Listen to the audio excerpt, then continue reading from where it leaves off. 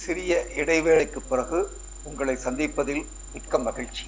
இந்திய ரிசர்வ் வங்கி சமீபத்தில் வங்கிகளுக்கு ஒரு உத்தரவு போட்டிருக்காங்க. அதன் பிரகாரம் நம்ம இனிமேல் பணம் எடுத்தால் டிடிஎஸ் பிடிப்பாங்க. அதாவது நம்ம எடுக்கிற பணத்தை பொறுத்து டிடிஎஸ் பிடிக்கிறதுக்கு ஒரு உத்தரவு வந்திருக்கு. அது சம்பந்தமாக நம்ம இந்த வீடியோவில் பார்ப்போம். 1/4/26 இது அமுல்படுத்தப்படுற தேதி.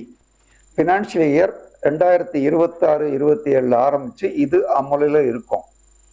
இதன்படி ஒரு நபர் ஒரு வங்கியில் எத்தனை கணக்கு வச்சுருந்தாலும் எல்லா கணக்கையும் சேர்த்து 1 கோடிக்கு மேலே பணம் எடுக்கிறப்போ 2% டிடிஎஸ் பிடிப்பாங்க. 1 கோடி வரைக்கும் கிடையாது. அதுக்கு மேலே எடுக்கிற ஒவ்வொரு தொகைக்கும் டிடிஎஸ் பிடிக்கப்படும். இது இன்கம் டேக்ஸ் அசசி கடந்த 3 வருஷமா ரிட்டர்ன் ஃபைல் பண்ணல அப்படின்னா முதல் 20 லட்சத்துக்கு டிடிஎஸ் கிடையாது.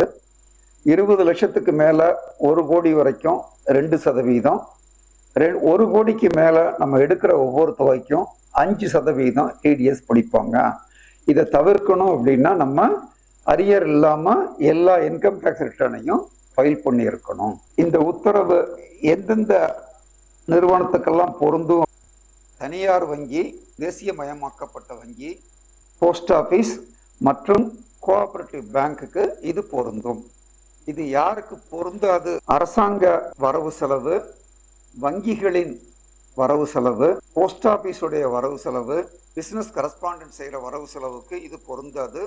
மற்றும் ஏடிஎம் கேஷ் லோட் பண்ணுறாங்கல்ல, அந்த கம்பெனி எடுக்கிற கேஷுக்கும் இந்த உத்தரவு பொருந்தாது.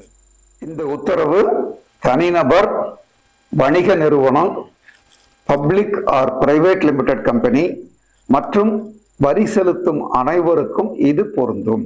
அதனால 1/4/2026 அப்புறம் நம்ம பணம் எடுக்கிறத முடிஞ்ச வரையும் குறைச்சிக்கிட்டு டிஜிட்டல் டிரான்சாக்ஷனுக்கு கொண்டு போகணும். வங்கி கணக்கில் ஆதாரோ பேன் நம்பரோ கொடுக்காம இருந்தோம் அப்படின்னா ஏற்கனவே நம்ம டெபாசிட்ல வர்ற இன்ட்ரெஸ்ட்டுக்கு 20% பிடிக்கிறாங்க இல்லையா? அதே மாதிரி இந்த 20 லட்சத்துக்கு மேலேயோ நம்ம பணம் எடுத்தோம் அப்படின்னா இந்த இன்கம் டேக்ஸ் பேன் அல்லது ஆதார் நம்பர் இல்லை அப்படிங்கிற பட்சத்தில் 20% பிடித்தம் செய்யப்படும், டிடிஎஸ்ஸாக பிடித்தம் செய்யப்படும். ஒரு பேங்குக்கு ஒரு நபருக்கு உண்டான சீலிங் லிமிட்டு. ஒரே நபர் வெவ்வேறு பேங்க்ல கணக்கு வச்சிருக்காங்க அப்படின்னா அந்தந்த பேங்குக்கு 1 கோடி லிமிட் பொருந்தும். அதுக்கு மேலே அவங்க பணம் எடுக்கிறப்போ டிடிஎஸ் பிடிப்பாங்க.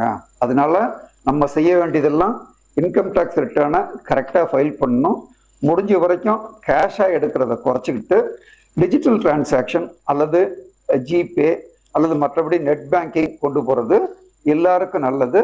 நன்றி. நீங்கள் எடுக்கிற தொகையோட அடிப்படையில் டிடிஎஸ் பிடித்தால் கூட நீங்கள் எடுக்கிற தொகை வருமானமாக கணக்கில் எடுத்துக்கொள்ளப்படாது. ஒரிஜினலாக உங்களுக்கு என்ன வருமானமோ அதற்கு உண்டான வரியை கணக்கு பண்ணிட்டு டிடிஎஸ் பிடிச்சது எக்ஸஸ் இருந்துச்சுன்னா ரீஃபண்ட் கிளைம் பண்ணிக்கலாம்.